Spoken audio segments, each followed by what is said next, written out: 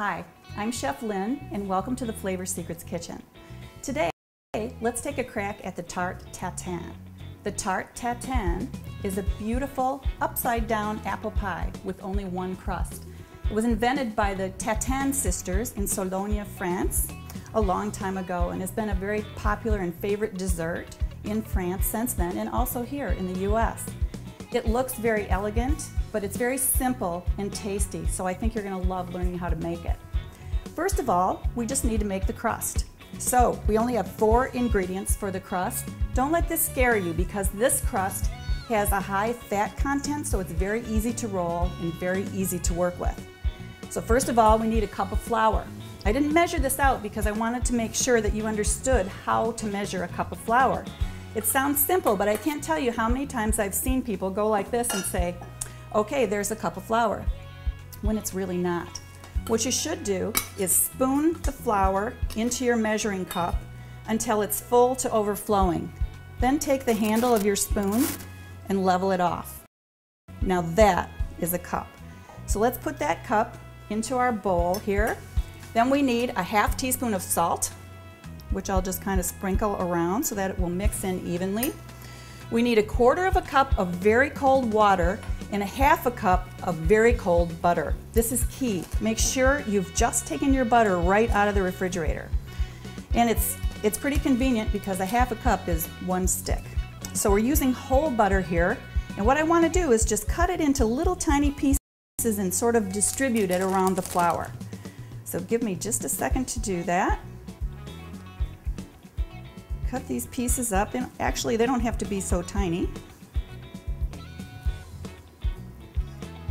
And because humidity makes a difference, I'm not going to put quite the whole 1/2 cup in, and let's just see how it goes together.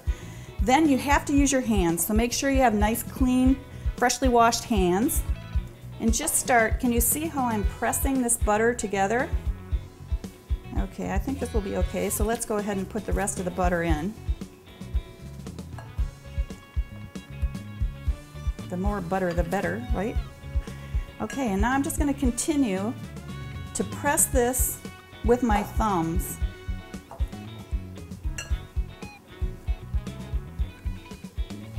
until I've got pieces that are about the size of peas. Now this takes just a minute to accomplish.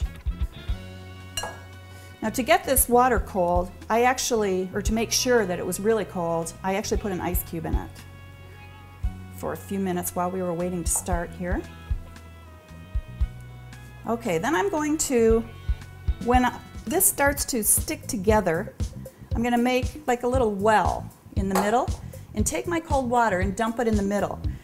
But this can be a little bit of a variable, again, depending on the humidity for the day, so don't put the whole thing in at once. Put it in and start working the dough until you can see if you need any more. And actually, I did put the whole thing in because I have a 1/2 cup of water there, not a 1/4 cup of water. So then very quickly you can start pressing it together into a dough ball. Okay, at this point I can dump it out on the bench. This is called the bench, the counter, and just sort of press it together. This is such a beautiful dough that it goes together very easily. And then I'll just kind of roll it around and clean up all these little pieces of dough that are all over my counter here. Makes it easier to clean up later. Okay, there's my dough ball, all done that quickly.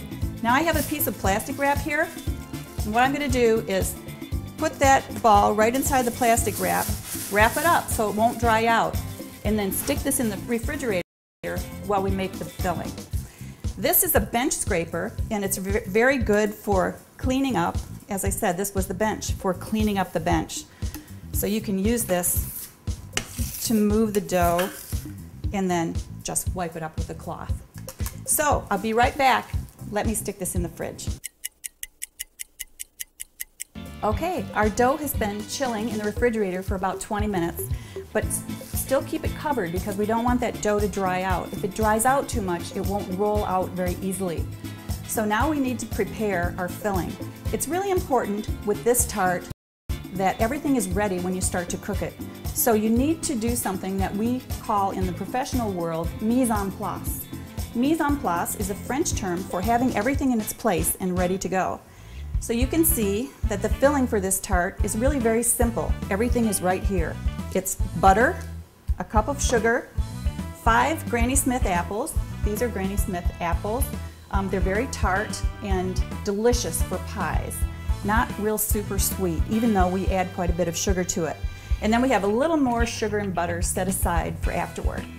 Okay, so the first thing you want to do is to prepare your apples. And I've lost my knife here, so let me just grab another one. Split the apple down the middle and then cut each half so you have 4 quarters. You can also make smaller pieces for this tart if you want to, but this is the way I did it today. Then we're going to take the core out of the apple, and notice it makes a little bit of a curve on this side when you do that. And then we'll peel the apple very thinly. If you're not good at peeling thinly, try using a very thin knife like this, that helps. Or if you still have trouble, just use a vegetable peeler. That would be fine. Okay, and make it the nicest shape that you can. I didn't think you needed to watch me chop up 5 apples, so I did that ahead. This is an important thing for you to know. Now notice the apples are in some water. If you peel an apple and just leave it sitting out there while you run to get the kids after school or whatever, when you come back, it'll be totally brown. So you can't expose the skin, the flesh of the apple to air. So what I did is I peeled these ahead, but I put them in what's called acidulated water. That means it has a little bit of food acid mixed with the water. So if you want to know exact amounts, I'd say it's maybe 25% of a juice, like orange juice or pineapple juice, something that has citric acid in it, and the rest is water. And see how it kept these apples really nicely? They've been sitting there for quite a while and there isn't a brown spot on them. Okay, so let's put the apples out of the way here so we have some room. You can see here that I have a very special Tarte Tatin pan here that you can find anywhere that they sell Le Creuset. This happens to be a Le Creuset product, and they don't pay me anything to say that. I just really like this Tarte Tatin pan. You don't have to spend the money on this, though. You can make the Tarte Tatin in a frying pan just as easily. All you need is a regular frying pan about this size and a dinner plate, and you'll see what we'll do with that in a minute. So I set the bottom of this pan on the heat and turn it up to medium, and then I'm going to dump the sugar kind of in the middle. I don't want this sugar to spread out a whole lot because I don't want the edges to burn. This is the tricky part. From this point, do not walk away because the sugar will burn and flame up and you'll have a mess. So watch it very carefully as it melts, and this does take a minute. I'm going to turn it up a little bit higher to make it go a little faster, and pretty soon you'll start to see this bubbling. When it bubbles, we're going to put this 1/4 cup of butter right on the top of it and mix it together. Okay, now while we're waiting for the sugar, I've got some paper towel here, and what I'm going to do is dry off these apples, because if you leave the water on them, they'll be too moist and the tart won't gel right. What we're actually going to do is use this sugar and butter to make a sort of caramel, and then place the apples in the pan for baking. So this takes just a second to dry these off. Again, make sure you've got a clean work area and that your hands are very clean. And we'll just dry these off. My sugar's taking a little while here, so I'm going to turn it up just a little bit. Move this out of the way. And make sure these apples are relatively dried off. They can have a little bit of moisture in them, but we don't want to have anything dripping. Be very, very careful when you're working with melted sugar because it's extremely hot. Don't be tempted to test the caramel by dipping your finger in there. Don't ask me how I know that. It makes an incredibly bad burn if you get this on your skin. So be careful not to splash. This is probably not a good tart to make with kids because the sugar is a little bit hot to handle. Now, I don't know if you can see this very well, but it's starting to look a little bit moist around the edges. That tells me that underneath this pile of sugar, it's starting to cook. And I've got the heat pretty much on high. I don't know if you can see that underneath. This does take a minute.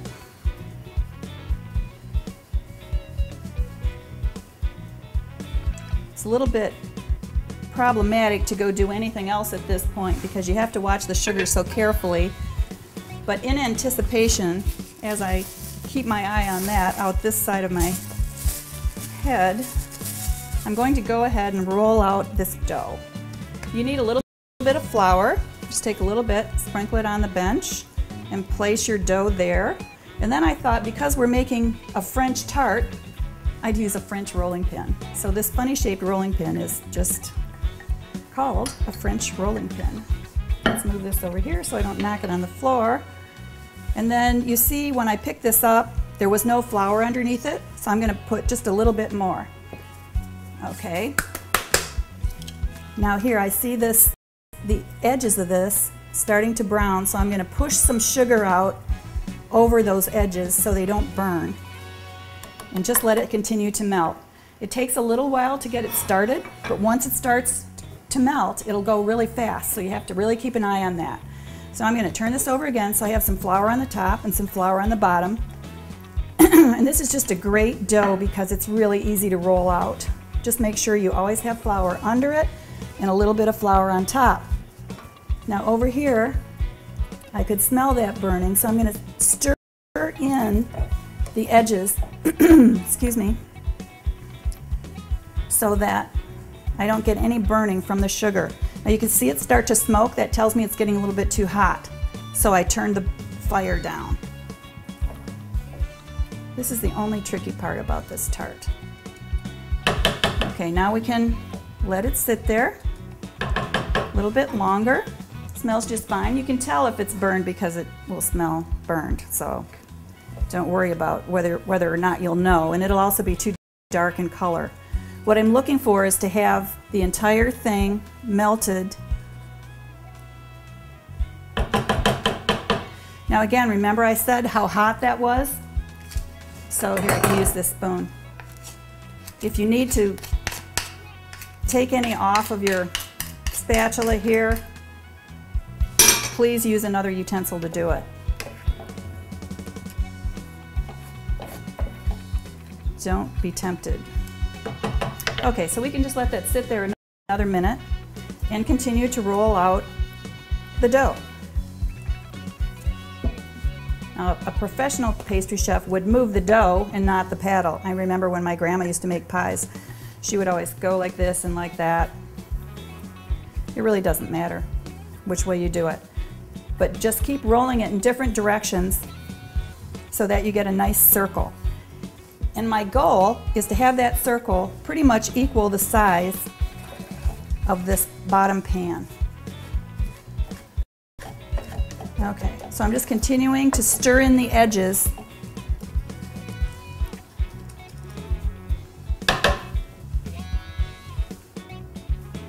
So that we don't get any burn here. Okay, it's just going to be another minute or so, and this whole thing will be liquid. A little frog in my throat today.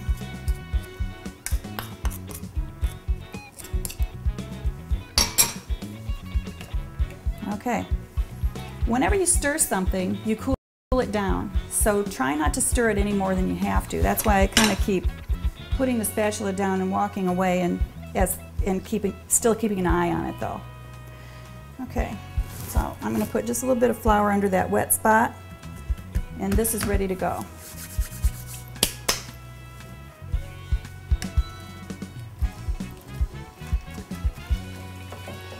This is sort of a case of a watched pot never boils. It doesn't seem like it usually takes this long to melt the sugar.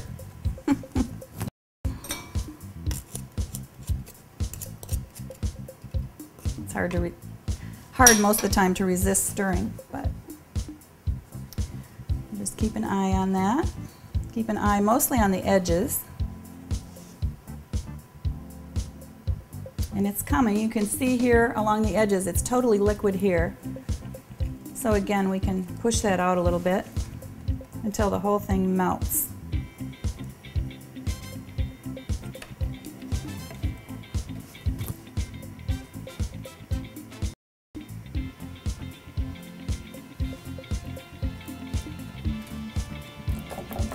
Yeah, it's good that you see how long this takes.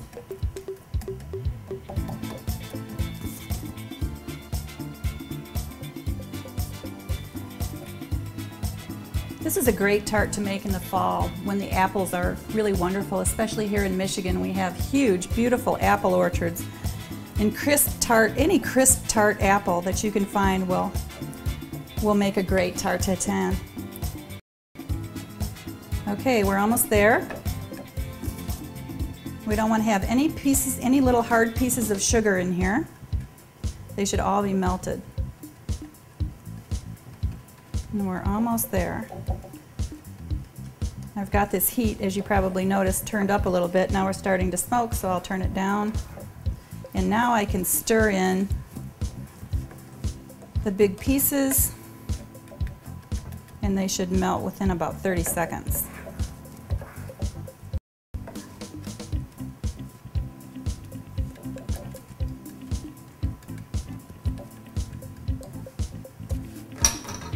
Okay, so now I've got my heat on low, and again, notice I pointed out when I was showing you how to cut the apple that you end up with a curved spot.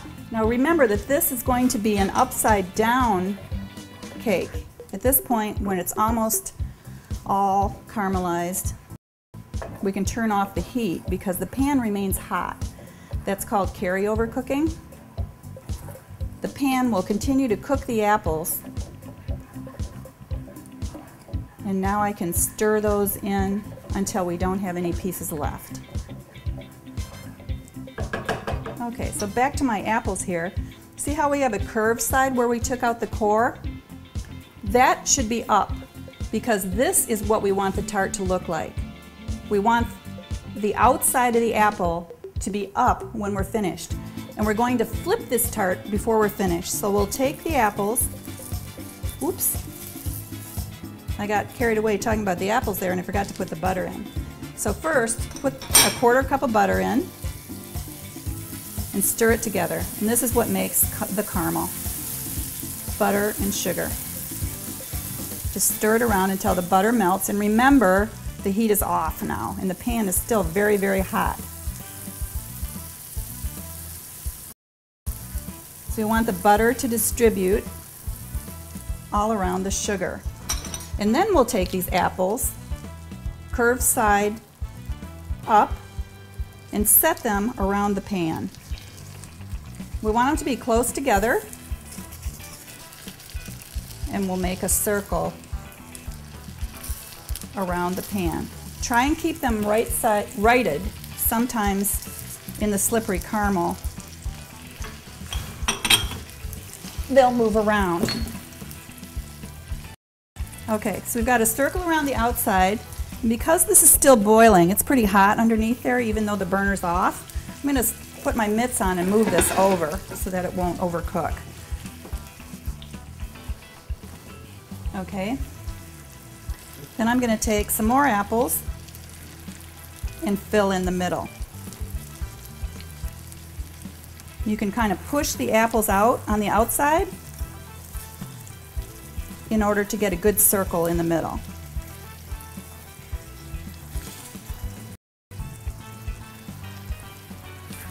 See how I have to keep righting some of these because they're slipping out of order?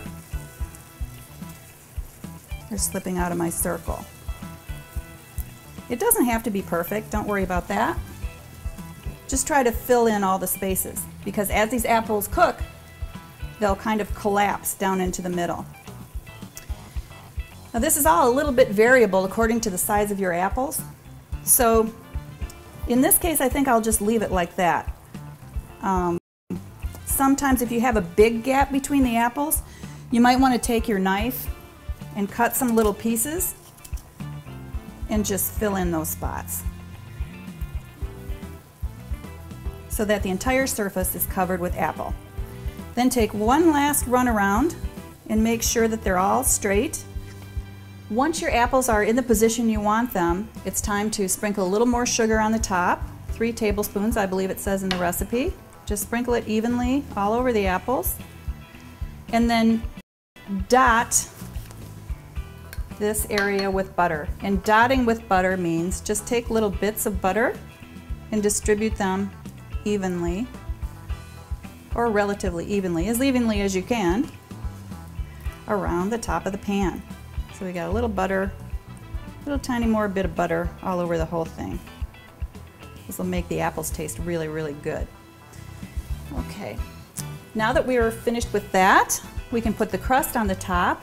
And to move the crust, you can see that I've just folded it over in half, and then I'll set it right on top of the hot apples. Now you want to work quickly because the crust will sort of melt next to the heat. So work quickly and just fold the edges under like I'm doing now. So you see, you don't have to really worry if the edge isn't totally straight around. You can kind of pull it and push it into position. And as it bakes together, it's going to be fine. Now we're ready to put this in the oven. So I'll put this in an oven that I've already preheated to 350 degrees. And we're going to leave it in there about 45 to 50 minutes or until this crust gets nice and brown. We're back now with our finished Tarte Tatin. Now all we have to do is flip it. As you can see, last time we looked at this, it was bubbling around the edges, and now it's has more of a congealed look. So you want to flip it about 10 to 15 minutes after you take it out of the oven. If you wait too long, it won't flip, it will stick in the pan. So remember that this is still hot because it's only been out of the oven a little bit. Make sure you have some oven mitts with you. With this special Tarte Tatin pan, all I have to do is invert the platter and hook them together like that, and then it'll be easier to flip. But I'm still going to use these mitts because the other side of it is a little bit hot. So now all I have to do is flip it over and then take the baking pan off. And there's our finished Tarte Tatin. As you can see, one stuck, no problem. We're just going to take a spoon and move it over there. And when that has a chance to cool down, it will look like it never happened. We'll just take a little piece of apple and patch it up there, and no one will ever know. So there's your finished Tarte Tatin, a beautiful, delicious, easy dessert to make. It would normally be served without any garnish and just a scoop of vanilla ice cream. Bon appetit and enjoy.